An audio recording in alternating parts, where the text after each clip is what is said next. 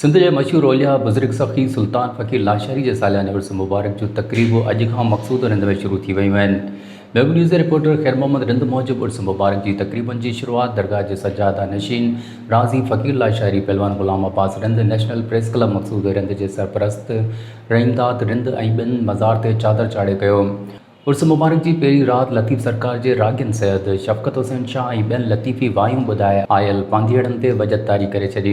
हुन मौक़े ते नेशनल प्रेस क्लब के सरपरस्त आला रहीमदाद रिंद लतीफ़ सरकार के रागी सैयद शफ़क़त हुसैन शाह सीनियर सहाफ़ी आबिद रिंद मशहूर अनाउंसर गुलज़ार फ़कीर लाशारी ऐं सिंधी अदबी संघ शाख मक़सूद रिंद के अॻूणे सेक्रेटरी शफ़ी मोहम्मद दायरी लतीफ़ जो राग कराईंदड़ सालम फ़कीर रिंद के अजरकुनि जा तोहफ़ा ॾिना। उर्स मुबारक के आख़िरी ॾींहं ते मलाखड़े की सदारत रिंद बिरादरी के मौज़ूज़ शख़्सियत ऐं पीपी अॻवान रईस हकीर हुज़ूर बख़्श रिंद कंदो ऐं कामयाब मल पहलवाननि में कैश इनाम पिणु ॾींदो।